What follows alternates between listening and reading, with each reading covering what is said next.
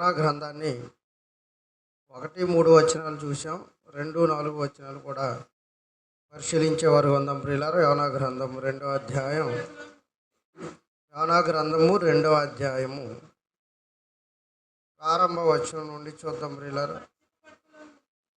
ఆ మత్యముకు మా అందరూ బైబిల్ తెచ్చిన వాళ్ళందరూ కూడా బైబిల్ తీసి దాన్ని ధ్యానించేవారుగా ఉండాలి. అలాగే రేపు చైన్ ప్రేయర్ కొరకు సాయంత్రం మరొక 7 సిద్ధపాటు కలిగి ఉండేవారుగా ఉండాలి.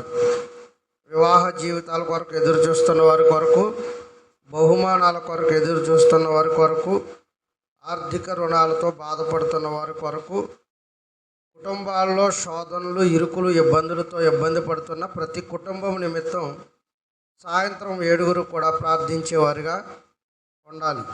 అమ్మ, వివాహ జీవితాల కొరకు, బహుమానాల కొరకు ఎదురు చూస్తున్న వారి కొరకు, అలాగే ఆర్థిక రుణాలు తీరు వారి కొరకు, ఇంటిలో శోధనలు, ఇరుకులు, ఇబ్బందుల నడుమ కుటుంబాల్లో ఎవరైతే అవనిందలు ఎదుర్కొంటున్నారో, ఎవరైతే మార్పు కొరకు, కుటుంబాల మార్పు కొరకు ఎదురు చూస్తున్నారో ప్రతి ఒక్కరు కూడా సాయంత్ర ప్రార్థనలో అందరూ ఏకీభవించేవారుగా ఉండాలి. యోనా గ్రంథం 2వ అధ్యాయం ప్రారంభం నుండి చూద్దాం ప్రియులారా. ఆ మద్యము కడుపులో నుండి యోనా యెహోవాకు ఎలాగూ ప్రార్థించెను.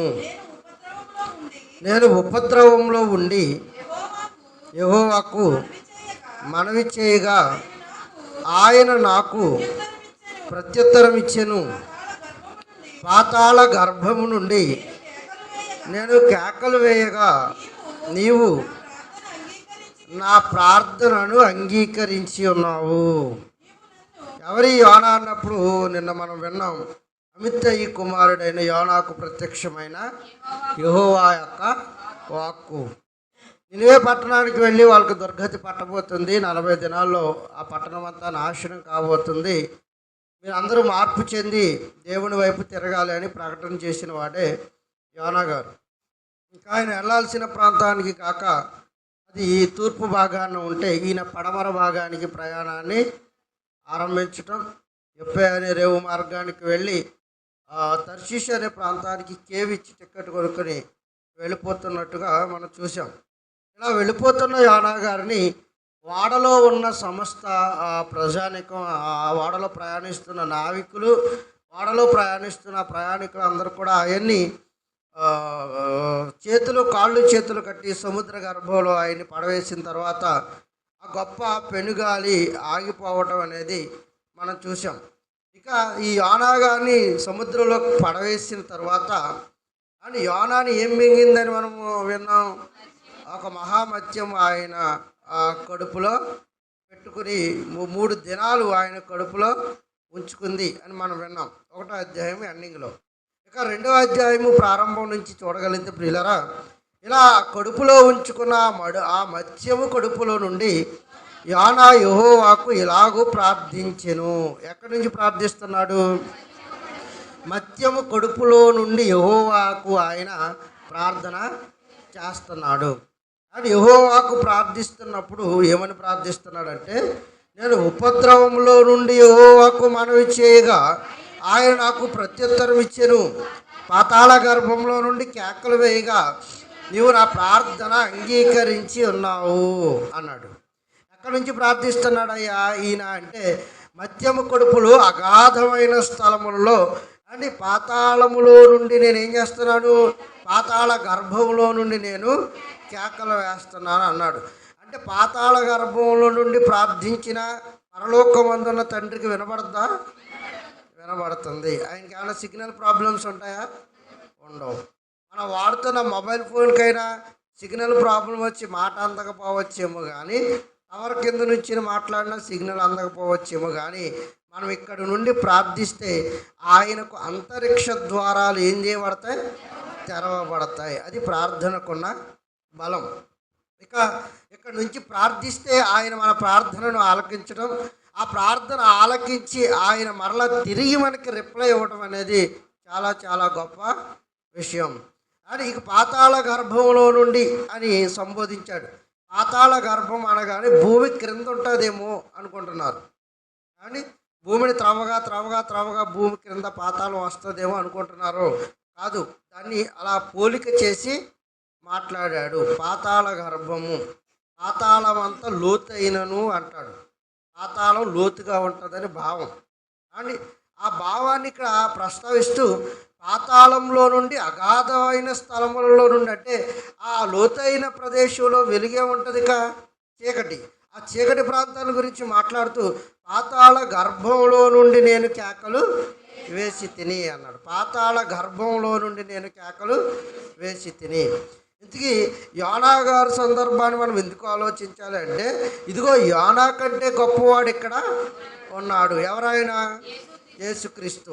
అండ్ యేసుక్రీస్తు వారి మరణ సమాధి పునరుద్ధానాల గురించి మాట్లాడాలి అని అంటే, యోనా గారు ఎలాగైతే మత్స్యము కడుపులో ఉన్నాడో, ఈ మత్స్యము కడుపులో ఉన్న ఈ సందర్భాన్ని ఖచ్చితంగా లూకా సువార్తలో, అలాగే మార్కు సువార్తల్లో, ఈ సువార్తల్లో యోనా గారికి సంబంధించిన ఈ వచనాన్ని ప్రస్తావించి మాట్లాడడం అనేది మనం చూస్తాం.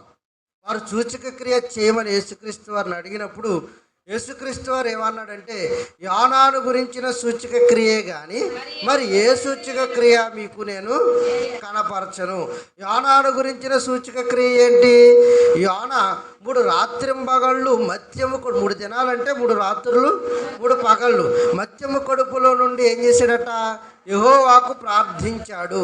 అలాగే నేను కూడా భూగర్భంలో ఉండి నేనేం చేస్తాను? నేను కూడా అలా భూగర్భంలోనికి వెళ్ళిపోతాను అని యేసుక్రీస్తు మాట్లాడాడు. ఈరోజు ఈ మాటను తీసుకుని చాలామంది ఏమంటున్నారంటే, యేసుక్రీస్తు శిలువలో చనిపోలేదు. ఎందుకు చనిపోలేదంటే, యోనా ఎలాగైతే 3 రాత్రింబగళ్ళు భూగర్భంలో ఉండి, పాతాళ గర్భంలో మత్స్యము కడుపులో ఉండి యెహోవాకు ఏం చేశాడు? ప్రార్థన చేశాడు. చేసిన ప్రార్థన యెహోవా ఏం చేశాడు? ఆలకించాడు. అంటే బ్రతుకుంటే చేస్తాడు, చచ్చిపోతే చేస్తాడా? బ్రతుకుండే చేశాడు. బ్రతుకుండి చేశాడు కనుక యోనా గారి ప్రార్థన దేవుడు విన్నాడు. యేసుక్రీస్తు కూడా ఏమని చెప్పాడంటే, యోనా ఎలాగైతే 3 రాత్రింబగళ్ళు చేప కడుపులో ఉన్నాడో, మనిషి కుమారుడు కూడా అలాగే భూగర్భంలో 3 రాత్రులు 3 పగళ్ళు ఉంటాడు అని చెప్పాడు. యోనా ఎలా ఉన్నాడంటే బ్రతుకున్నాడు. మరి యేసుక్రీస్తు కూడా బ్రతికే ఉండాలి. అందుకే యేసుక్రీస్తు ఏమవ్వలేదు? శిలువలో చనిపోలేదు అని ఈరోజు అది యోనాకు సంబంధించిన సందర్భాన్ని తీసుకుని మాట్లాడుతున్నారు. ఇక్కడ మీరు జాగ్రత్తగా ఆలోచించాల్సిన విషయం ఏంటంటే ప్రియులారా, అని యోనా ఎలా బ్రతుకున్నాడో నేను అలా బ్రతుకుంటానని అక్కడ యేసుక్రీస్తు వారు మాట్లాడటం లేదు. యోనా ఎలా 3 రాత్రులు 3 పగళ్ళు అంటే టైం గురించి మాట్లాడుతున్నాడు. అని 3 రాత్రులు 3 పగళ్ళు యోనా ఎలాగైతే మత్స్యము కడుపులో ఉన్నాడో, నేను అలాగే 3 రాత్రులు 3 పగళ్ళు. దీన్ని టైం అంటారు అండి. దీని ఏమంటారు? స్థితి గురించి మాట్లాడుతున్నాడు, స్టేట్ గురించి మాట్లాడుతున్నాడు, సమయాన్ని గురించి మాట్లాడుతున్నాడు. అని అక్కడ ఎలా ఉన్నాడో అన్న సందర్భాన్ని కాదు కానీ, బ్రతుకున్నాడా బ్రతకలేదు అన్న దాని గురించి కాదు కానీ, అక్కడ ఉన్న టైం గురించి మాట్లాడుతున్నాడు. యోనా 3 దినాలు ఉన్నాడు, యేసుక్రీస్తు 3 దినాలు ఉంటాడు. 3 దినాలు ఉంటే యోనా 3 రాత్రింబగళ్ళు, యేసుక్రీస్తు కూడా 3 రాత్రులు 3 పగళ్ళు. అలాగే భూగర్భంలో ఆయన ఉంటాడు. ఈయన ఎక్కడ ఉంటాడు? చేప గర్భంలో ఈయన ఉన్నాడు. అని నిజంగా ఆ పాతాళ లోకాన్ని గురించి మనం మాట్లాడుతున్నప్పుడు పరదేశులో, పాతాళంలో పరదేశులో మొట్టమొదటిగా అడుగుపెట్టిన బైబిల్లోని వ్యక్తి ఎవరయ్యా అంటే హెబేలు. అండ్ కయ్యను మొట్టమొదటి అర్హంతకుడు అయితే, హెబేలు మొట్టమొదటి ప్రారంభపు పరదేశుకు వెళ్ళిన వ్యక్తి. ఈ హెబేలు పరదేశుకు వెళ్ళాడు అని మనం విన్నాం. అని ఆ భక్తులందరూ కూడా చాలామంది పరదేశుకు వెళ్ళి ఆ పరదేశులో ఆయన ఆరాధిస్తూ ఆయన స్తుతిస్తూ ఉన్నట్టుగా మనం ఆలోచించగలం ప్రియులారా. ఇక ఈయన భూగర్భంలో పాతాళ అగాధ స్థలము చేప మత్స్యము కడుపులో ఉండి యెహోవాకు ఏం చేశాడట? ప్రార్థన చేస్తే ఆయన ప్రార్థన ఆయన ఆలకించాడు, అంగీకరించాడు అని ఉంది. అని మనం ఎలాంటి పరిస్థితుల్లో నుండి ఆయనకు మొరపెట్టుకున్న మన ప్రార్థన కూడా ఆయన ఏం చేస్తాడు? ఆలకిస్తాడు. ఎందుకు ఆలకిస్తాడు అంటే, విననేరక ఉండినట్లు ఆయన చెవులు ఏం కాలేదు? మందము కాలేదు. అని చెవుండి వినలేనివాడు కాడాయన, నాలుగుండి మాట్లాడలేనివాడు కాడాయన, అని చూపుండి చూడలేనివాడు కాడు. మరొక మాట, ఆయన జీవానికి ఎవరైనా అధిపతి, జీవాధిపతి కనుక ఆయన కదలలేడు, నడవలేడు, మాట్లాడలేడు, చూడలేడు, గాలి పీల్చుకోలేడు అని అనడానికి అవకాశం లేకుండా ఆయన సజీవుడైన దేవుడు. కనుక సజీవుడైన దేవుడు విననారక ఉండినట్లు ఆయన చెవులు మందము కాలేదు, రక్షింపనారక ఉండినట్లు ఆయన హస్తము కూడా చిన్నదేమీ కాదు. నేను దేవుడికి ఎంత చేశాను, ఇంకా దానికి మించి చాపలేడు అనడానికి అవకాశం లేదు. ఆయన అగాధ స్థలములో ఉన్న వాడిని కూడా వెలకి తీసి రక్షించగలిగే సామర్థ్యం కలిగిన వాడు. అప్పుడప్పుడు మనం ప్రార్థన చేస్తూ ఉంటాం, కార్యం లేట్ అవుతూ ఉంటుంది. లేట్ అవుతున్నప్పుడు మనకు వచ్చే డౌట్ ఏంటంటే దేవుడికి మనకి సిగ్నల్ ప్రాబ్లం ఉందేమో అనుకుంటారు చాలామంది కదా. దేవుడికి మనకి ఏ ప్రాబ్లం ఉంది? సిగ్నల్ ప్రాబ్లం ఉందేమో, అందుకే మన ప్రార్థన ఆయన ఆలకించడం లేదేమో అని మీరు అనుకోకండి. మనం ఎక్కడుండి ప్రార్థన చేసినా ఆయన ఆలకిస్తూనే ఉంటాడు. మనకు అనుమానం అక్కర్లేదు. ప్రార్థిస్తున్నప్పుడు అనుమానంతో వేషధారుల వల్ల మనం ఏం చేయకూడదు, ప్రార్థించకూడదు. నా ప్రార్థన ఆయన ఆలకిస్తున్నాడు, నా ప్రార్థన ఆలకించి ఆయన ఏం చేస్తాడు, నాకు ప్రతిఫలాన్ని ఇస్తాడని విశ్వాసము కలిగి మనం ఏం చేయాలి, ప్రార్థించాలి. అలా పాతాళ గర్భంలో నుండి ఆయన ఏం చేస్తున్నాడట, కేకలు వేయగా నీవు నా ప్రార్థన ఏం చేసావు, రైట్, నీవు నన్ను అగాధ సముద్ర గర్భంలో పడవేసి ఉన్నావు, ప్రవాహ జలములు నన్ను చుట్టుకొని ఉన్నవి, అది తరంగములు నీ కరుళ్ళును నన్ను కప్పి ఉన్నవి, నీ సన్నిధిలో నుండి నేను వెలివేయబడినను, నీ పరిశుద్ధాలయము తట్టు చూచేదని అనుకుంటుని. తర్వాత ప్రాణాంతము వచ్చినంతగా జలములు నన్ను చుట్టుకొని ఉన్నవి, సముద్రాఘాతము నన్ను ఆవరించి ఉన్నది, సముద్రపు నాచు నా తలకు చుట్టుకుని ఉన్నది, నేను మరి అన్నటికీ ఎక్కి రాకుండా భూమికి గడియలు వేయబడి ఉన్నవి అన్నాడు. దేనికట? భూమికి గడియలు వేయబడి ఉన్నవి. ఇక మీద ఈ మాటలని మనం ఆలోచిస్తున్నప్పుడు యానా గారు అంతరిక్ష శాస్త్రాన్ని గురించి కూడా మాట్లాడుతున్నాడు అన్నట్టుగా మనకు అక్కడ కనబడుతుంది. భూమికి గడియలు ఉన్నాయన్న వాస్తవాలు ఇప్పటికీ శాస్త్ర ప్రపంచానికి తెలియదు. నేను గడియేస్తే ఎవడు తీయలేడు, నేను గడియ తెరిస్తే మరి ఎవడు కూడా దానిని వేయలేడని నోవాహు సందర్భంలో ఆయన మాట్లాడుతుంటాడు. ఆకాశపు తూములు విప్పాడు అని నోవాహు కాలంలో జలప్రళయాన్ని రప్పించాడు. ఆకాశాన్ని ఆయన బిగబట్టాడు. ఏలియా ప్రార్థిస్తే మరలా 3.5 సంవత్సరములు వర్షమే భూమి మీద పడలేదు. కనుక ఆయన ఏదైనా చేయడానికి సమర్థుడు. ఆయన భూమికి గడియలు వేయబడి ఉన్నవి, పర్వతముల పునాదులలోనికి నేను దిగి ఉన్నాను. పర్వతానికి కూడా ఏమున్నాయట, పునాదులు ఉన్నాయి. ఇంటికి పునాదులు ఉన్నాయన్న సంగతి మనకు తెలుసు, పర్వతాలకు కూడా పునాదులు ఉన్నాయి. దేవా యెహోవా, నా ప్రాణము కోపంలో నుండి పైకి రప్పించి ఉన్నావు, కోపంలో నుండి నా ప్రాణము నాలో మూర్ఛిల్లగా నేను యెహోవాను జ్ఞాపకము చేసుకుంటుంది. నీ పరిశుద్ధ ఆలయము నీ యొద్దకు నా మనవి వచ్చెను. రైట్. లక్ష్యముంచి వారు తమ కృపాధారమును విసర్జించుతురు, కృతజ్ఞతలు చెల్లించి నీకు బలులర్పింతును. నేను మొక్కుకొనిన మొక్కుబళ్లను చెల్లింపక మానడు, యెహోవా యొద్దనే నాకు రక్షణ దొరుకునని ప్రార్థించెను. అంతలో యెహోవా మత్స్యమునకు ఆజ్ఞ ఇయ్యగా అది యోనాను నేల మీద కక్కివేసెను. కానీ 3 దినాల ఆ మహామత్స్యము కడుపులో ఉండి ఈ సముద్ర ప్రాంతము గుండా ఆయన ప్రయాణం చేస్తున్నాడు. అలా ప్రయాణం చేస్తూ నినివే పట్టణ ఓడరేవుకు వెళ్ళేసరికి ఎన్ని దినాలు పట్టింది? 3 దినాలు పట్టింది. ఈ 3 దినాల ప్రయాణం అంతట్లో ఆయన సహకారిగా ఉన్నాడు. ఇక యెహోవా ఏం చేశాడట, ఆ మహామత్యానికి ఆజ్ఞ ఇయ్యగా అది యోనాడు ఏం చేసిందట, నేల మీద ఆ యోనా గారిని కక్కి వేసినట్టుగా మనకు కనబడుతుంది. ఎవరు ఆజ్ఞ ఇస్తే? యెహోవా ఆజ్ఞ ఇస్తే చేపలు దేవుడి మాట వింటాయా? వినాలా? మనుషులుగా మనం ఏం చేయాలా? వినాలా, వినక్కర్లేదా? గట్టిగా ఏ మాట? ఏ దేవుడి మాట? ఆయన ఎక్కడ ఉన్నాడు? ఎక్కడ అమ్మా?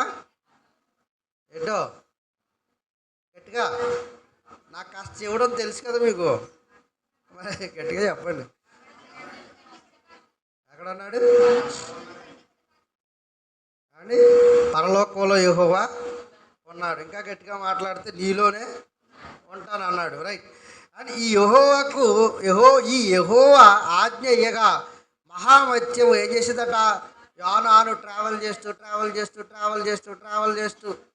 కానీ మధ్యలో ఆహారం గురించి కానీ, మధ్యలో ఎక్కడికైనా బ్రేక్ ఇచ్చి వెళ్ళొద్దామని కానీ, మధ్యలో దానికున్న బంధువులు పలకరించి వెళ్ళడం కానీ, ఇలాంటివి ఏమైనా ఉన్నాయా చేప దగ్గర? మరి మనకు దేవుడిచ్చిన ప్రయాణంలో అబ్బో మనకి ఎన్ని ఊసిలో ఖాళీ ఉండదు. రోడ్డు అంటే వస్తుంటే వాళ్ళని పలకరిస్తావు ఒకవేళ ఎవరంటే చూసి వెళ్ళిపోతుంటే ముఖం తిప్పుకుని కూడా అమ్మాయి అని కాకేసి మరి బయటికి మళ్ళీ వాళ్ళతో మనం ఏం చేస్తాం? మాట్లాడేవారముగా ఉంటాం. కానీ మనం మాట్లాడాల్సింది ఎవరి దగ్గర? యెహోవా యొద్ద మీరు ఏం చేయండి? విచారణ చేయండి. మన విచారణ ఎవరి దగ్గర చేస్తాం? మనుషుల దగ్గర చేయటం వల్ల దేనికి ఉపయోగం ఉండకపోగా అని భయంకరమైన గొడవలకు అవి దారి తీసేవి ఉంటాయి. యెహోవా ఆజ్ఞ ఇయ్యగా అని యోనా గారిని నేల మీద కక్కేసింది. ఎవరు? చేప ఒకటే వింటుందా? సమస్తమైన మాట వింటాయా? వింటాయి. సమస్తమైన మాట వింటాయి. నేల మీద కక్కెను. ఎవరు ఆజ్ఞ ఇయ్యగా? యెహోవా ఆజ్ఞ ఇయ్యగా అవి నేల మీద కక్కింది. యెహోవా ఆజ్ఞకు సమస్తము లోబడతాయి.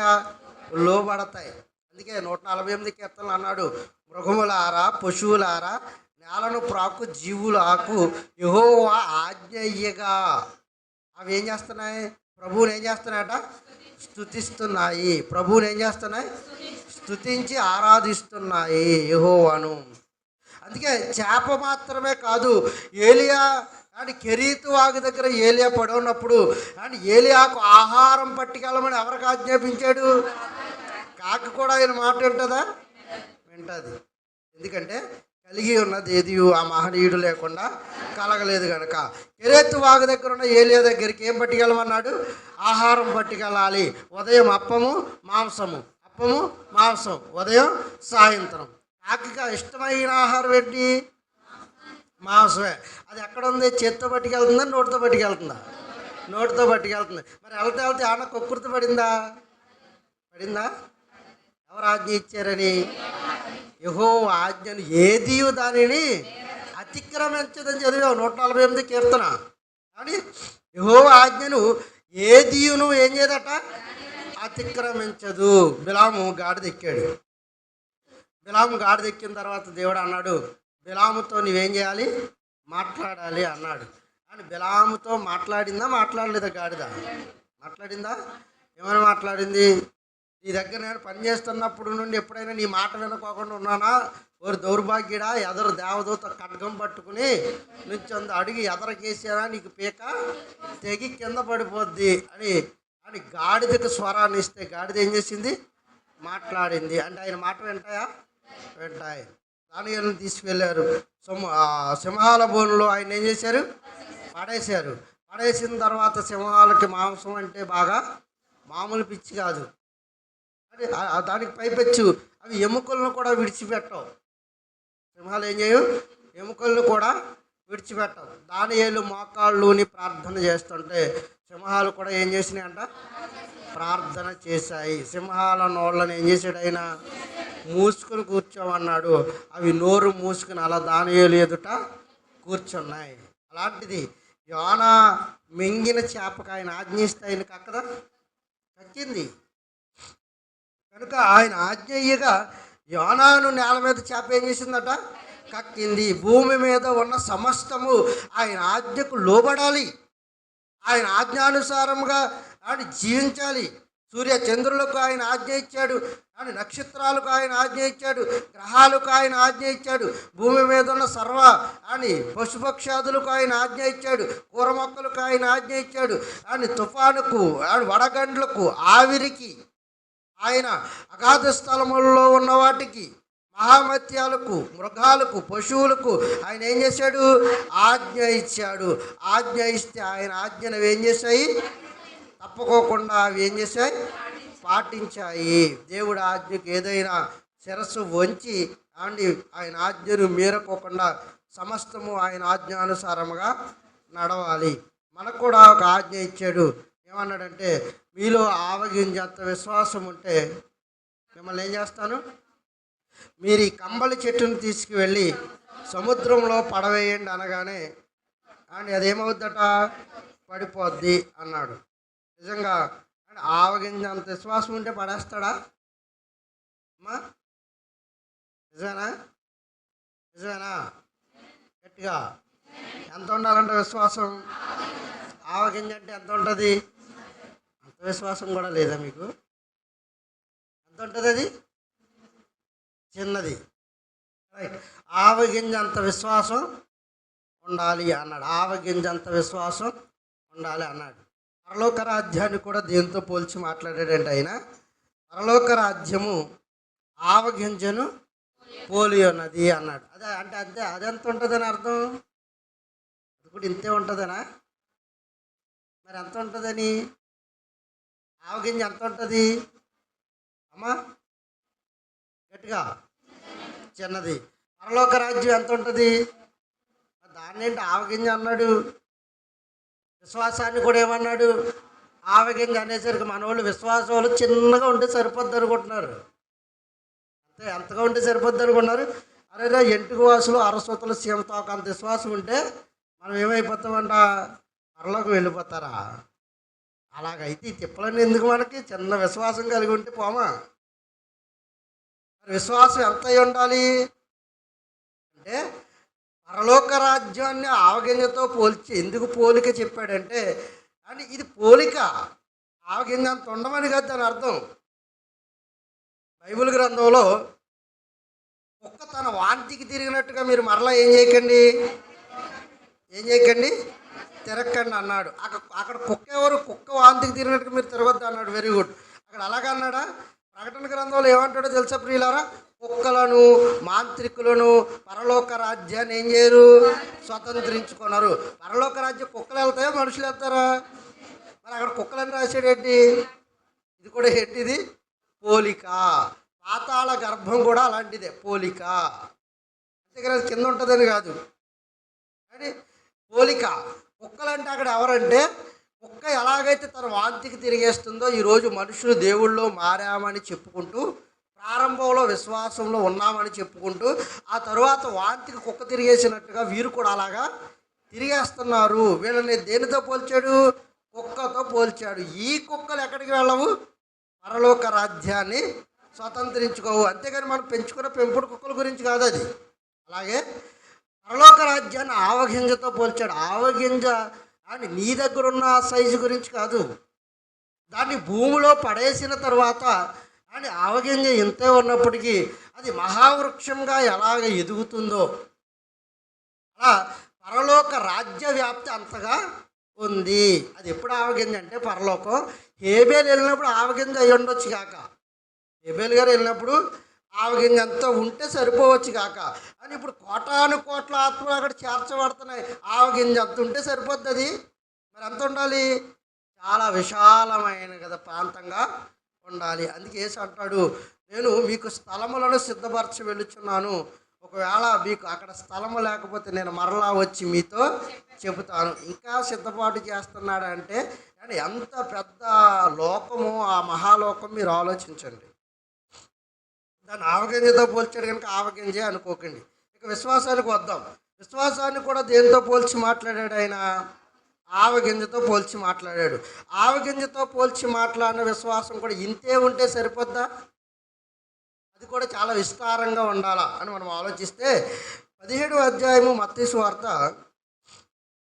మత్తయి గారు రాసిన సువార్త 17వ అధ్యాయం 17వ వచనం చూడండి ప్రియులారు. 17వ వచనం.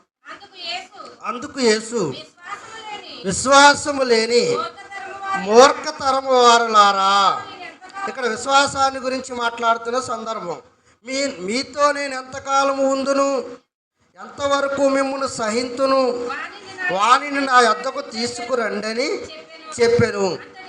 అంతటా యేసు ఆ దెయ్యమును గద్దింపగా అది వానిని వదిలిపోయెను. ఆ గడియ నుండి ఆ చిన్నవాడు స్వస్థత పొందాను. ఈ కార్యక్రమం అంతా అయిన తరువాత శిష్యులు ఏకాంతముగా ఉన్న యేసుక్రీస్తు వారి దగ్గరికి వెళ్ళి అడుగుతున్నారు. 19వ వచనం.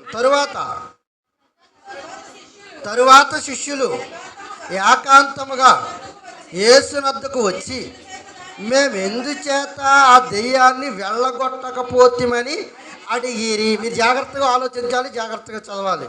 కాబట్టి తరువాత శిష్యులు ఏం చేశారట? ఏకాంతముగా యేసునద్దకు వచ్చి, మేము ఎందుకయ్యా నువ్వు వెళ్ళగొట్టినట్టుగా ఆ దెయ్యాన్ని మేము ఎందుకు వెళ్ళగొట్టలేకపోయామయ్యా అని అడిగారట ఆయన్ని. అప్పుడు ఆ యేసుక్రీస్తు ఏమంటున్నాడు చూడండి. అందుకు ఆయన, మీ అల్ప విశ్వాసము చేతనే అన్నాడు. ఏ విశ్వాసము చేతంట? మీ అల్ప విశ్వాసము చేతనే మీరు ఆ దెయ్యాన్ని ఏం చేయలేకపోయారు? వెళ్ళగొట్టలేకపోయారు. అంటే మనలో అల్ప విశ్వాసం ఉంటే దెయ్యాలు పోతాయా? అల్ప విశ్వాసం ఉంటే స్వస్థతలు వస్తాయా? అల్ప విశ్వాసం ఉంటే పరలోకం వెళ్ళిపోతామన్నా దాని అర్థం? అక్కడ ఏం చెబుతున్నాడు? మీది ఆ విశ్వాసం చాలా అల్పంగా ఉందిరా అబ్బాయి, మీ విశ్వాసాన్ని ఏం చేయండి? విస్తరించుకోండి అని మాట్లాడుతూ ఆ తర్వాత చెబుతున్నాడు ఆ మాట. ఆవగింజంత విశ్వాసం ఉండిన ఎడల ఈ కొండను చూచి ఇక్కడ నుండి అక్కడికి పొమ్మనగానే అది పోవును అన్నాడు. ఇక్కడ మరలా జాగ్రత్తగా ఆలోచిద్దాం. ఆవగింజంత విశ్వాసం ఉండి ఈ కొండను ఇక్కడ నుంచి అక్కడికి పొమ్మనగానే అది ఏం చేస్తుందంట? వెళ్ళిపోతుంది. ఈ లెక్క ప్రకారం శిష్యులకు ఆవగింజంత విశ్వాసం ఉందా లేదా?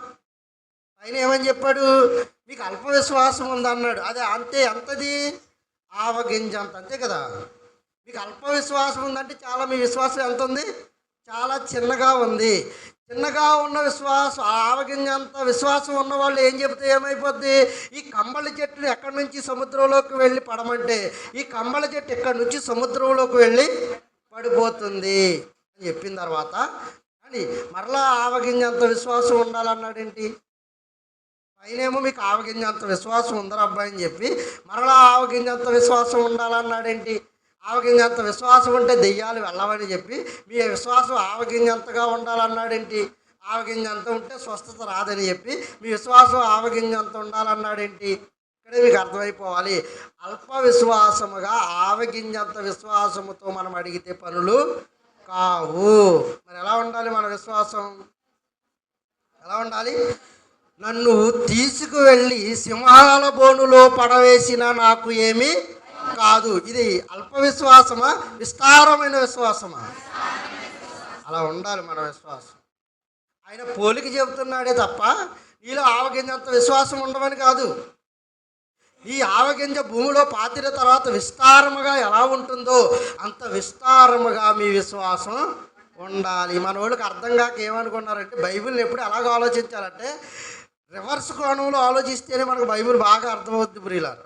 ఎందుకంటే ఆయన తలంపులు వేరు, మన తలంపులు వేరు. ఆయన ఆలోచన విధానం వేరు, మన ఆలోచన విధానం వేరు. ఆవగింజంతే అనుకున్నారు మీరు. కాదు, దానిలో విస్తారమైన విశ్వాసం ఉండాలని చెబుతున్నాడు. అందుకే మనం ఏ విశ్వాస వీరుని జాబితా చూసినా ఆవగింజంత విశ్వాసం ఉన్నవాళ్ళు కాదు వాళ్ళు. ఆవగింజ విస్తరించిన తరువాత ఎలాగైతే మహావృక్షంగా మారుతుందో అంత విశ్వాసము కలిగిన వాళ్ళు. అబ్రహాముకు ఆవగింజంత విశ్వాసం ఉంటే విశ్వాసులకు తండ్రి అయిపోతాడా? మీరు ఆలోచించండి. అబ్రహాముకున్న విశ్వాసం ఏంటి? మృతులను సహితము ఆయన లేపుటకు ఆయన ఎవరు? శక్తివంతుడు. చెట్టుని వెళ్ళి పడేయమని కాదు, చచ్చిన వారిని కూడా ఆయన లేపగలిగిన సమర్థుడు అన్న విశ్వాసం. ఇది చిన్నదా పెద్దదా? అబ్బో, చాలా ప్రగాఢమైన విశ్వాసం అండి. అది చాలా ప్రగాఢమైనది. అందుకే అండి మనం ఇలా ఆలోచిస్తున్నప్పుడు అసలు విశ్వాసము లేకుండా ఉండుట దేవునికి ఏంటట? ఇష్టడైండుట అసాధ్యం అంద బైబిల్. అంటే మనకు కొద్దిగా విశ్వాసం ఉంటే దేవుడికి ఇష్టడు అనుకుంటుంది సమాజం. కాదు, మన విశ్వాసం ఎలా ఉండాలి? పరిమితులను దాటి పోవాలి. పరిమితులను దాటి పోవాలి. అంతరిక్ష ద్వారాలను మొయ్యాలి. ప్రకృతిని స్తంభింపజేయాలి. అది విశ్వాసం అంటే. ఈ విశ్వాసానికి ఆవగింజంత పోలిక ఎందుకు చెప్పాడంటే అంత విస్తారంగా ఉండాలని, అంత సైజులో ఉండాలని కాదు. ఈ విశ్వాసం అంత విస్తారముగా ఉండాలని, అంత సైజు గురించి ఆలోచిస్తున్నారు మనోళ్ళు. కాదు, ఒకవేళ సైజు గురించి ఆలోచిస్తే యెహోషువ ప్రార్థన చేస్తే ఏమయ్యాయట? సూర్యుడు గిబియోనులో ఆగిపోయాడట. అని చిన్న విశ్వాసంతో మోకాళ్ళు అర్జెంటుగా నువ్వు అక్కడ సూర్యుని ఆపే అంటే ఆపేస్తాడా? దీనికి ఎంత విశ్వాసం ఉండాలి, ఎంత ప్రయాసం ఉండాలి, ఎంత ఉపవాస ప్రార్థన ఉండాలి, ఎంత బలీయమైన ఆరాధన ఉండాలి, మీరు ఆలోచించండి ప్రియులారా. ఇది ఆవగింజ యొక్క పోలిక. ఇది ఆవగింజ అంత విశ్వాసం. అంతేగాని పైన అల్ప విశ్వాసంగా ఉన్నారని చెప్పి కింద కూడా అల్ప విశ్వాసంతో ఉండమని చెప్పడు ఆయన మనంత అజ్ఞానేమి కాదు, మనంత అజ్ఞాని కాదు. అందుకే కానీ ఆయన బిడ్డలకు ఉండాల్సిన విశ్వాసం మనకి ఖచ్చితంగా ఉండాలి. రాహాబు అను వేశ్య విశ్వాసం ద్వారా దాచింది. మోషే విశ్వాస వీరుడు, ఆయన తన ఇల్లంతటిలో ఆయన ఎవరు? నమ్మకమైన వాడు. ఇంకా ఏమి చెప్పుదును? గిద్యోను, బారాకు, సంసోను, యాఫ్తా ఇలాంటి విశ్వాస వీరులు అందరూ చిన్న చిన్న విశ్వాసాలతో ఆయనను విశ్వసించిన వారు కారు. షడ్రకు, మేషకు, అబేద్నెగోల విశ్వాసం చాలా విస్తారమైన విశ్వాసం. ఆయన బ్రతికించకపోయినా మేము ఆయనను నమస్కరించుట మేము మానము. ఇది ఏ విశ్వాసం? ఇది చిన్నదా పెద్దదా? విస్తారమైన విశ్వాసం. ఇలాంటి విశ్వాసం కలిగిన వాడే ఎవరో తెలుసా ప్రియులరా? యోనా. ఆయన ఆలోచన ఏంటో తెలుసా? చేప కడుపులో కాదు, సముద్రంలో ఖాళీగా వదిలేసిన కెరటాల మీద తీసుకువెళ్ళి ఆయన ఎక్కడ పెట్టగలడు? నినివే పట్టణపు వాడరేవులో ఆయన్ని దించగలడు. మనోడు ఆయన అలసిపోతాడు కనుక ఆయన చేప కడుపులో రెస్ట్ తీసుకో, నీవు ప్రశాంతంగా అక్కడ ఉండు, నేను నీ పయనాన్ని నేను కొనసాగిస్తాను. ఈ విషయాలన్నీ ఎవరికి తెలుసు ప్రియులరా? విశ్వాస వీరుడైన యోనా గారికి బాగా తెలుసు. అందుకే ఏమంటున్నాడు చూడండి ప్రియులు, 4వ అధ్యాయానికి వచ్చేద్దాం. యోనా దీనిని చూచి బహు చింతాక్రాంతుడై కోపగించుకొని, యెహోవా, నేను నా దేశమందుండగా ఇట్లు జరుగునని నేను అనుకొంటిని కదా, అందువలననే నీవు కటాక్షమును, జాలియు, బహుశాంతమును, అత్యంత కృపగల దేవుడవై ఉండి పశ్చాత్తాపడి కీడు చేయ మానుదవని నేను తెలుసుకొని దానికి ముందుగానే తర్షీషునకు పారిపోతిని. ప్రభువా, నీ మనసు ఏంటో నాకు తెలియదా? నేను వెళ్ళినా వాళ్ళని కాపాడుతావు, నేను వెళ్ళకపోయినా నువ్వు వాళ్ళనే కాపాడుతావు. నువ్వెవరివి? అత్యంత కృప కలిగిన వాడివి, కనికరము కలిగిన వాడివి, జాలి కలిగిన దేవుడివి నీవు. నేను వెళ్ళినా నువ్వేం చేస్తావు? వాళ్ళనే కాపాడేస్తావు. ఈ మాత్రం దానికి నన్ను అక్కడ పంపడం ఎందుకయ్యా? నువ్వు కాపాడేసుకోవచ్చు కదా, ఈ విషయాలన్నీ నాకు తెలుసు ముందుగానే అని. అని నినివేకి వెళ్ళాల్సిన వాడు ఎక్కడికి పారిపోతున్నాడు? తర్షీషుకి పారిపోతున్నాడు. ఏంటి ఈయన చింత అంటే? ఏంటి ఈయన చింత అంటారా? అని ఒకసారి చూద్దాం ప్రియులు. ఏంటి ఆయన? చచ్చుట మేలు, యెహోవా నన్ను యొక్క బ్రతకనీయక చంపుమని యెహోవాకు మనవి చేశాను. అందుకు యెహోవా, నీవు పాపగించుట న్యాయమా యోనా అని అడిగాను. అప్పుడు యోనా ఆ పట్టణములో నుండి పోయి దాని తూర్పు తట్టున బస చేసి అచ్చటి పందిలి ఒకటి వేసుకొని పట్టణమునకు ఏమి సంభవించునో చూచెదనని ఆ నీడన కూర్చున్నాడట. ఎవరు? యోనా గారు. ఏం ప్రకటించడానికి వెళ్ళాడు? 10వ వచనంలో, 3వ అధ్యాయము 10వ వచనంలో ఈయన ఏం ప్రకటించడానికి వెళ్ళాడు? ఈ నినివే వారు తమ చెడు నడతలను మానుకొనగా వారు చేయుచున్న క్రియలను దేవుడు చూచి పశ్చాత్తాపడి వారికి చేయుదునని తాను మాట ఇచ్చిన కీడిని ఏం చేయలేదట? చేయకోకుండా మానేసాడట. ఇలా మానేసినందుకు యోనా ఏమైపోతున్నాడు? చాలా దుఃఖపడిపోతున్నాడు. అదేంటి ప్రభా, వీళ్ళందరిని వేసేస్తాం అనుకున్నాను, ఎందుకంటే వాళ్ళు ఎవరు నా మాట వినరు, దుర్మార్గులు, దుష్టులు, అజితేంద్రియులు, క్రూరులు, అజ్ఞానులు నా మాట వినరు ప్రభువా అని తూతూ మంత్రంగా వెళ్ళి వాళ్ళకి చెప్పాడు. అంతే.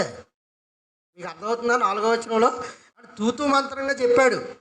ఏదో చెప్పమన్నాడు కనుక చెప్పేసి వదిలేద్దాం, మిగతా కార్యక్రమాలన్నీ దేవుడు చూసుకుంటాడని. అని వీళ్ళకి ప్రకటించేసి ఈయన ఎక్కడికి వెళ్ళి కూర్చున్నాడట? ఊర్లో ఉన్నాడా? లేడు. ఊరి వెలుపట వెళ్ళి చిన్న పాక వేసుకుని అని జాగ్రత్తగా కూర్చుని చూస్తున్నాడు. అగ్నిగంధకాలు రాకపోతాయా, వీళ్ళు తగలడి చావకపోతారా? ఇక్కడ ఉంటే ఈయన ఏమైపోతాడు? ఆ ఊర్లో ఉంటే ఆయన తగలడిపోతాడు కనుక ఊరి బయటకు వెళ్ళి అబ్జర్వ్ చేస్తున్నాడు. ఈయనకేమీ లోతు భార్యకున్నట్టు ఈయనకేమో ఆజ్ఞ లేదు, నువ్వు వెనక తట్టు తిరిగి చూడకు అని ఆజ్ఞ ఈయనకి లేదు. అందుకే వెళ్ళాడు. ఈసారి లైవ్లో చూద్దాం వాళ్ళని ఏం చేసేస్తాడో దేవుడు అని బయట పాక వేసుకుని ఊర్లోకి తొంగి చూస్తున్నాడు. దేవుడు ఏం చేస్తున్నాడు? దేవుడు అందరూ చంపేద్దాం అనుకుంటాడు. ఆయన వీళ్ళందరూ కాపాడుకోవాలనే కదా యోనాను పంపించాడు. కానీ యోనా ఏం ఆలోచిస్తున్నాడంటే వీళ్ళందరి మీద అగ్ని గంధకాలు ఏటు కురిసేస్తే, ఎందుకంటే 40 రోజులు టైం ఇచ్చాడు. 40 రోజుల టైంలో మారేవాడు ఎవడు, వీరేవాడు ఎవడు, ఎవడ పనిలో వాడు ఉన్నప్పుడు ఏదో రకంగా వీళ్ళు మటుమాయం అయిపోతారు. మనం అర్జెంటుగా సేఫ్ ప్లేస్లోకి వెళ్ళిపోవాలని సేఫ్ ప్లేస్లోకి వెళ్ళి కూర్చొని ఊరిని చూస్తున్నప్పుడు అని దేవుడు చేయాల్సిన కీడు చేయక మానాడు. ఎందుకు? వారి యొక్క విశ్వాసాన్ని బట్టి. ఇది ఆవగింజంత ఉంటే వీళ్ళని కాపాడేస్తాడా? ఆవగింజంత విశ్వాసం ఉందనుకోండి అని ఉపవాసం ఉన్నామని చెప్పి అని మామూలుగా మనకలాగా అని వదిలేసిన తర్వాత పళ్ళు, సాయంత్రం ఏమో టిఫిను, మళ్ళా టిఫిన్ అయిపోయిన తర్వాత ఒక గ్లాసుడు పాలు తాగి చేస్తున్నారు వీళ్ళు ఉపవాసం. మనకలాగా ఎలా చేస్తున్నారు? బూడిదలో కూర్చున్నారు, గోనె బట్ట కట్టుకున్నారు, పశువులు, మేకలు, మందలు, చిన్నపిల్లలు సైతం ఏం చేస్తున్నారు? బూడిద పోసుకొని ఉపవాసం ఉండి కన్నీటితో ప్రార్థన చేస్తున్నారు. ఇది ఆవగింజ విస్తరించిన విశ్వాసం. మనది ఆవగింజ అంత విశ్వాసం. ఎందుకంటే అన్ని తిని చేస్తున్నాం కదా. కనుక విశ్వాసం అంటే అలా ఉండాలి, ఇలా కాదు. విశ్వాసం అంటే దాన్ని విస్తరింపచేయాలి. విశ్వాసమునకు కర్త, దాన్ని కొనసాగించువాడైన యేసు వైపు చూడాలి. ఈ పరిశుద్ధిని కులిపట్టని వల్ల విశ్వాసం యేసుక్రీస్తు వరకు ఉంది. అందుకే ఆయన ఏం చేశాడంటే సమాధిలోనికి వెళ్ళటానికి కూడా ఆయన సిద్ధపాటు కలిగి ఉన్నాడు. నా తండ్రి నన్ను సమాధిలో కుళ్ళు పట్టనీయనని ఆజ్ఞ ఇచ్చాడు నాకు, ఆయన నన్ను సమాధిలో విడిచిపెట్టాడు. అది విశ్వాసం అంటే. అంతేగాని కానీ ఇక్కడికి వెళ్ళిన తర్వాత అల్లిలోయ అని, బయటికి వెళ్ళిన తర్వాత మరొక గుంపులో కలిసిపోయి, ఇక్కడ ఉన్న తర్వాత స్తోత్రం అని, బయటికి వెళ్ళిన తర్వాత మరొక ధూపం వేస్తే ఇది విశ్వాసమా? మాకు ఆవగింజంత విశ్వాసం ఉంటే సరిపోద్దని కూడా దౌర్భాగ్యులు కూడా ఈ లేఖనాన్ని బాగా వాడేసుకుంటారు, బైబిల్ అర్థం కాని మూర్ఖులు. కనుక అని ఇలాంటి విశ్వాసం కలిగి ఉంటే దేవుడు వారి మొర ఆలకించడు. ఆయన ఏమన్నాడు? 5వ వచనంలో మీరు ఉపవాసం ఎలా ఉండమని చెప్పాడు చూడండి. నినివే పట్టణము 3వ అధ్యాయం 5వ వచనం. నినివే పట్టణము నాశనమగునని ప్రకటన చేయి. నినివే పట్టణపు వారు దేవుని యందు విశ్వాసముంచి, ఎవరి యందట? దేవుని యందు విశ్వాసముంచి ఉపవాస దినమును ఏం చేయాలట? చాటించాలి అన్నాడు. దేవుడి యందు విశ్వాసం ఉంచాలి, ఉపవాస దినాన్ని చాటించాలి. ఏదో చిన్న ఉపవాసం చేద్దాం, దూత మంత్రం అంఫట్ స్వాహ అన్నట్టు ఏదో మంత్రం వేసేద్దాం దేవుడికి అనుకుంటే మనకు కార్యం జరిగేటిది కాదు. స్థిరమైన, దృఢమైన, బలమైన విశ్వాసాన్ని కలిగి ఉంటే మాత్రమే ఆయన నుండి మనము దీవెనలు పొందుకోవడానికి సమర్థులం. రైట్. అలా విశ్వాసం ఉంచి వారు ఏం చేశారట? ఉపవాస దినములను ప్రార్థించినప్పుడు యోనా చంపేస్తాడు అనుకున్న వీళ్ళని దేవుడు ఏం చేశాడు? కాపాడుకున్నాడు. నువ్వు ఇలా చేస్తావని నాకు ముందుగానే తెలుసు. ఆయనకి ఎలా తెలుసు అనుకుంటున్నారా? యోవేలు గ్రంథంలో మనం చదువుకున్నాం 2:12. అక్కడ ఏముంది? యెహోవా అత్యంత కృపగలవాడు, కనికరమ గలవాడు, అత్యంత జాలి కలిగిన వాడు. ఈ వాక్యాలన్నీ యోనా గారికి తెలుసు కనుక ఆయన ఎలాగైనా మనసు తిప్పుకుని వీళ్ళని కాపాడేస్తాడు. ఈ విషయం ఎవరికి తెలియాలి? యోనాకు తెలియాలి. యోనా బయటకు వెళ్ళి పాక వేసుకున్నప్పుడు అని విస్తారమైన ఎండ వేడిమికి డిహైడ్రేట్ అయిపోతున్నాడు. వాటర్ కంటెంట్ అంతా ఆయిల్లోని బయటకు వెళ్ళిపోతుంది, నిస్సొత్తు ఆయన ఆవరించుకుంటుంది. అప్పుడు యెహోవాకు ప్రార్థన చేశాడు, ప్రభువా నాకు నీడ కావాలయ్యా అని అడిగితే అని ఒక సొర చెట్టు అని ఆయన నివాసం ఉంటున్న ఆ ప్రదేశం మీద ఒక సొర చెట్టు మొలిసింది, సొరపాదు. అని ఈ పాదు వలన నీడొచ్చింది ఆయనకి. నీడొచ్చిన తర్వాత పాదు వలన, నీడ వలన ఆయన సేద తీరి సంతోషించాడు. అయితే తెల్లారికి ఏం జరిగిందంటే ఈ పాదును తొలిచివేయడానికి ఒక పురుగును ఏర్పాటు చేశాడు. ఈ పురుగు ఏం చేసిందంటే పాదును అంతా తొలిచేసింది. మరలా ఉదయానికి ఏమైంది? మరలా ఎండబారిన ఆయన పడ్డాడు. పడి ఆయనకు ప్రార్థన చేస్తున్నాడు, ప్రభువా నాకు ఈ బాధలన్నీ ఎందుకయ్యా, నేను చంపేయచ్చు కదా అని. అప్పుడు యెహోవా ఇన్వాల్వ్ అయ్యి ఏమంటున్నాడు చూద్దాం రండి. అప్పుడు దేవుడు ఈ సొర చెట్టుని గురించి, పురుగు నరికేసిన తర్వాత చచ్చిపోయింది కదా, ఆ సొర చెట్టుని గురించి నీవు కోపించటం న్యాయమా అని యోనాను అడుగగా, యోనా ప్రాణము పోవునంతగా అందుకు యెహోవా నీవు కష్టపడకుండాను పెంచకుండాను ఒక రాత్రిలో మొలిచి పుట్టి పెరిగిన, ఒక రాత్రిలోగానే కాలిపోయిన ఈ సొర చెట్టు విషయంలో నీవు విచారణ పడుచున్నావే. అయితే 120,000 కంటే ఎక్కువై కుడి ఎడమలు ఎరగని జనమును బహు పశువులుడు గల నినివే మహాపరవశ్యంలో నేను విచారపడవద్దా యోనా అన్నాడు. ఏమండి, ఒక రోజు వచ్చిన చెట్టుకే నువ్వు ఇంత వచ్చి చచ్చిపోయిన చెట్టుకే ఇంత బాధపడిపోతుంటే అని 120,000 మంది అంటే 1,20,000 మంది జనాభా. అప్పటికే 1,20,000 మంది జనాభా అంటే అమ్మో చాలా పెద్ద పట్టణం అది. ఈ 1,20,000 మంది చచ్చిపోతే నాకు బాధ కాదా? ఒక చెట్టు చేస్తేనే నీకు ఇంత బాధ అయితే ఈ 1,20,000 మందికి ఆహారాన్ని పెట్టి, ఈ 1,20,000 మందికి నీరిచ్చి, ఈ 1,20,000 మందికి ఏమిచ్చాను? గాలిచ్చి, ఈ 1,20,000 మందికి ఆరోగ్యాన్ని ఇచ్చి, ఈ 1,20,000 మందిని ఆకాశం క్రింద తగిన సమయంలో వర్షం, తగిన సమయంలో ఋతువులను పంపించి వారి కొరకు ఉదయ సాయంకాల ఉత్పత్తులను కలిగించి వాళ్ళు తినాల్సిన ఆహార పదార్థాలన్నిటినీ వారికి తినింపజేసి భుజింపజేసిన మరి నాకెంత బాధ ఉంటుంది వీళ్ళందరూ చచ్చిపోతే? నా కష్టార్జితాన్ని అనుభవింపజేసి నా కష్టం వల్ల వాళ్ళు పెంచుకొస్తే ఆఖరికి నాకు దక్కకోకుండా పోతే నా బిడ్డల విషయంలో నాకు బాధ కాదా యోనా? నువ్వు పెంచలేదు, నువ్వు నీరేయలేదు, నువ్వు నాటలేదు, అలాంటి సొరమొక్క విషయంలో నీకు ఎంత బాధ అయితే పెంచి వృద్ధి చేసి బాల్యదశ నుండి వారు ఏమైపోతారని గర్భస్థంలో ఉండగానే ఆయన ఏం చేసినట్ట? మనం రూపింపబడక ముడిపే ఆయన కన్నులతో మనల్ని జాగ్రత్తగా చూచుకున్నాడట. డెలివరీ టైంలో ఎక్కడ నేల రాలిపోతామని అక్కడ కాపాడుకొని అని ఆ భయంకరమైన ఆ మురికిలో నిన్ను కాపాడుకుంటూ రక్షించుకుంటూ బాల్యదశ నుండి నిన్ను పెంచిన విధానాన్ని గురించి ఆలోచిస్తే అని నువ్వు నాశనానికి వెళ్ళిపోవడం ఆయనకి ఇష్టమా ప్రియులారా? ఆయనకి ఇష్టమా అండి? నేను చంపేసుకోవడం ఆయనకి ఇష్టమా? నువ్వు దుష్టుడివే కాదనటోలా, నువ్వు దొంగవే కాదనటోలా, నువ్వు మోసకారువే కాదనటోలా, నువ్వు దగాకోరువే కాదనటం లేదు. అయినా నిన్ను చంపుకోవడం ఆయనకి ఇష్టం లేదు. పొట్టి జక్కయ్య కూడా మారాలి అని కనాను దేశంలో అని ఆ సమరయ స్త్రీ, పాపాత్మురాలైన సమరయ స్త్రీ కూడా ఏం చేయాలి? తన పాపాన్ని విడిచిపెట్టి మారాలి. మొండువాడైన పౌలు కూడా ఏం చేయాలి? మారాలి. ఇది ఆయన మనస్తత్వం. ప్రియులారా, చంపేసుకోవడం కాదండి ఆయన మనస్తత్వం. ఆయన ఎవరిని చంపుకోవడానికి కాదండి ఆయన మనల్ని కన్నది. ఈ గర్భవాసాన్ని పుట్టిన కుమారుడు నీ మాట వినకపోతే ఏదో రకంగా బ్రతిమలాడు, గడ్డం పట్టుకోవడం, మరొకటి చేసో అని వాడు బ్రతకాలి. అమ్మో వీడిని ఏమైనా చచ్చిపోతాడన్న భయం నీకున్నట్టుగానే తన కుమారులను ఏమైనా కోపగించుకుంటే నిత్యాగ్ని దండలకు జారిపోతారేమని భూమి మీద ఉండగా ఎన్నో ప్రణాళికలు, ఎన్నో మాటలు, ఎందరో ప్రవక్తలు, ఎందరో బోధకుల ద్వారా నా పిల్లలు నిత్యాగ్ని దండలకు జారిపోకూడదని ఈ మాటలు వినిపింపజేస్తుంటే ఒక్కడికి కూడా చీమ కుట్టినట్టు లేదు. ఇంకా ఆయన ఇంకేం చేయగలడు చెప్పండి? ఇంకా అంతకు మించి ఏం చేయగలడు? ఆహారం ఇచ్చి పోషణ ఇచ్చి నీకు చక్కటి గృహాన్ని ఇచ్చి మిగతా వారు భయంకరమైన స్థితిలో ఉన్నట్టుగా నేను ఆ స్థితిలో ఉంచక నా కుమారుడికి ఏదైనా తక్కువ చేస్తే నన్ను ఆరాధించడమని అన్నీ సమృద్ధిగా ఇచ్చి నన్ను ఆరాధించండి అని చెప్పిన తర్వాత కూడా మనం ఆయన్ను ఆరాధించకపోతే ఆయనకి అంతకు మించి ఇంకేం చేయగలడు చెప్పండి ప్రియులారా? ఆఖరికి తన ప్రాణాలను సహితం కూడా ఇచ్చేసి ఇంకేముందని ఇవ్వాలి మనకి? ఇంకేముంది ఆయన దగ్గర? ఆయన ప్రాణాలను సైతం ఇచ్చి నిన్ను కొనుక్కునేటంతటి ప్రేమ నీ మీద చూపించినప్పుడు ఇక ఆయన ప్రాణాలే ఇచ్చాడు ప్రభు, ఇంక నిన్నేం అడగమంటావు అని అడిగే వారంగా ఉన్నామా మనం? లేమే.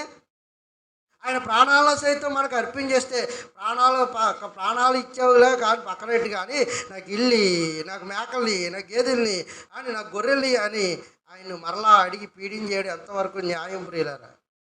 ఇస్తాడు, అడగండి నేను ఇస్తాను అన్నాడు. అలాగని ప్రాణం సైతం ఇచ్చేసి ఆయన ఇంకేం అడగగలం? అయినా అడుగుతుంటే మనకేమైనా కాదంటున్నాడా? కాదనటం లేదు. ఇవన్నీ అనుభవించి కూడా ఆయన నామాన్ని మనం గుర్తెరగకపోతే విశ్వాస వీరులమా, విశ్వాసఘాతకులమే. కనుక విశ్వాసఘాతకులముగా మనం మారిపోతే ఇక మనల్ని రక్షించి కాపాడే నాథుడు మరొక ఆయన ఎవడు కూడా లేడని గుర్తించండి. అందుకే సమయం ఉండగానే ప్రభువుని తెలుసుకోవాలి, సమయం ఉండగానే ఆయన సన్నిధానంలో గడపాలి.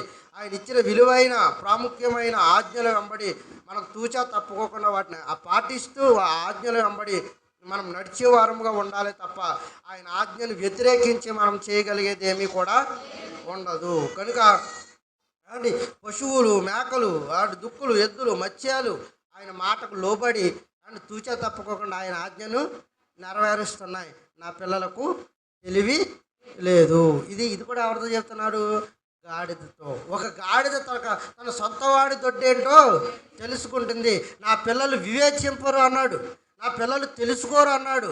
అండ్ ఒక గాడిదకి ఎంత జ్ఞానం ఉంటే, ఒక ఒక గడ్డి మేసి ఒక పశువుకే ఎంత జ్ఞానం ఉంటే, ఆయన మనకు పెడుతున్న పంచభక్ష పరమాణాలు తింటున్న మనకి ఇంకెంత ఇంగిత జ్ఞానం ఉండాలో మీరు ఆలోచించండి. మనం ఎంత తెలివిగా దేవుని కొరకు మనం ఆలోచన చేసి దేవుని కొరకు బ్రతికే ప్రయాసంలో మనం ఉండాలో మీరు ఆలోచించండి ప్రియులారా. అందుకే అని ఏదీ కాదు మనకు అనర్హం అన్నట్టుగా అని సమస్తాన్ని పక్కన పెట్టాలి. మొదటి స్థానాన్ని ఖచ్చితంగా దేవునికి ఇచ్చేవారిగా ఉండాలి. ఆయన ఆజ్ఞలకు లోబడాలి, ఆయన కట్టడలకు లోబడాలి, ఆయన విధులకు మనము తలొగ్గేవారముగా ఉండాలి. ఆయన మనతో ఏది చెబితే అది చేయాలి, ఏది చేయొద్దు అన్నాడో దాన్ని దూరంగా పెట్టాలి. అదే విశ్వాసానికి ప్రతీక. కనుక దేవుడు చేయమన్నది చేయండి, దేవుడు చేయొద్దు అన్నది మానేయండి. విశ్వాసం ఉంచి మీరు మోకాళ్ళుని మీకు ఏది కావాలో ఆయన అడిగితే ఖచ్చితంగా ఆయన మనకి ఇవ్వటానికి ఆయన సమర్థుడని గ్రహిస్తారని, మీ విశ్వాసాన్ని వృద్ధిపరుచుకుంటారని దేవుడి పక్షాన ఈ మాటలు మీకు తెలియజేస్తూ కొద్ది మాటలు ఆయన వెనుకడలో ఆశీర్వదించి దీవించును గాక. తలలు వంచినట్లయితే ప్రార్థన చేసుకుందాం. సకల ఆశీర్వచన స్తోత్రములకు కారణభూతుడా మమ్మల్ని కన్న తండ్రి, అయ్యా నీ బిడ్డలైన వారందరూ నీ మాటలు విని ఇదిగోనైనా నీ వాక్యానుసారముగా విశ్వాసంలో ఎలా బ్రతకాలో నీ పిల్లలు విన్నారు. యోనా విశ్వాసమును బట్టి ఇదిగోనైనా యోనా ఆనాటి నినివే పట్టణానికి వారు ప్రకటించబడిన ఆ మాటలను బట్టి వారు విశ్వసించి ఉపవాసం ఉండి ప్రభు వారికి కావలసిన వాళ్ళకు వెళ్ళబోతున్న కీడును సైతం వారు తప్పించుకున్నారని లేఖనాలు మాట్లాడుతున్నాయి. ఏదో మేము అరకొర భక్తి కాక, వేషధారణ భక్తి కాక, ఇదిగో ప్రభు నీ మీద మనఃపూర్వకమైన భక్తి, మనసుతోనూ ఆత్మతోనూ సత్యముతోనూ నిన్ను ఆరాధించే భక్తి నీ పిల్లలమైన మాకందరికి అనుగ్రహించండి. సాయంత్రం జరగనైన ఆరాధన అంతట్లో నీ సహాయ సహకారాలు మాకు అందించండి. సాయంత్రం రాబోయే దైవజనులకు మీ సహాయాన్ని ఉంచమని, మార్గ మధ్యంలోనూ ప్రయాణంలోనూ మీ సహాయాన్ని బిడ్డలకు ఉంచి నీ పిల్లల ద్వారా ఏం మాట్లాడబోతున్నారు తండ్రి, వెత్తబడిన ప్రతి మాట నీ బిడ్డలు ఆలకించి హృదయంలో భద్రపరుచుకొని మా ఆత్మీయ జీవితాన్ని మెరుగుపరుచుకునే భాగ్యాన్ని మాకు అందించండి. ప్రభా నీ బిడ్డలైన వారందరినీ చేతులకు అప్పగిస్తున్నాను.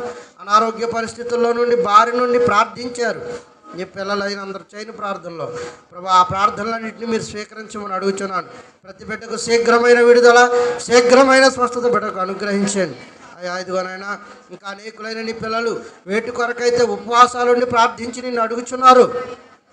ఆశ కలిగిన ప్రతి ప్రాణాన్ని తృప్తిపరిచే దేవుడు తృప్తిపరచమని అడుగుచున్నాను. ఆత్మీయ స్థితి కొరకు ప్రార్థించమని ఇదిగోనైనా ఒక బిడ్డ అడిగి ఉన్నాడు. ప్రభు ఆత్మీయ స్థితిలో ఎదుగుదల కొరకు ప్రార్థిస్తుండగా ఆ బిడ్డల విశ్వాసాన్ని స్థిరపరచండి, ఆత్మీయ స్థితిని గొప్పగా ఉంచమని అడుగుచున్నాను. ఎందరో రోగులు ఉన్నారు, ఎందరో ఆర్థిక సమస్యలతో బాధపడుతున్న వారు ఉన్నారు, వైవాహిక జీవితాల కొరకు ఎదురు చూస్తున్న వారు ఉన్నారు, బహుమానాల కొరకు ఎదురు చూస్తున్న నీ బిడ్డలు ఉన్నారు. కుటుంబాల్లో శోధనలు నడుమ ప్రభు ఎందరో నీ బిడ్డలు నలిగిపోతున్నారయ్యా. ఆ బిడ్డలందరికీ స్వతంత్రాన్ని ఇవ్వండి, మీ మార్గాన్ని సరళము చేయండి. నీ బిడ్డలు నీ మోకాళ్ళలోని ప్రభువా విశ్వాసం ఉంచి అడుగుతున్నారయ్యా. నిన్ను అడిగిన ప్రతి వాడికి ఇస్తానన్నావు, అడుగు ప్రతి వాడికి తట్టు ప్రతి వాడికి తీస్తానన్నావు కనుక ఇదిగో నేను అడుగుతున్న ప్రతి దానిని నీ బిడ్డలకు అనుగ్రహించి ప్రతి ఈవులతో ఆశీర్వాదాలతో బిడ్డలను నింపి నిన్ను మరింత గొప్పగా ఆరాధించే భాగ్యాన్ని మాకును మా సంఘానికి సమస్తానికి అందించమని బిడ్డలైన వారందరినీ నీ చేతులకు అప్పగిస్తూ యాజకత్వం చేస్తున్న మమ్మల్ని కూడా నీ చేతికి అప్పగిస్తూ కాచి దాచి కాపాడి భద్రపరచమని కొద్ది ప్రార్థన నజరుడైన యేసు నామములో అడిగి వేడుకొని ప్రార్థిస్తున్నాను మా పరమ తండ్రి. ఆమేన్, ఆమేన్, ఆమేన్. అందరికీ వందనాలండి.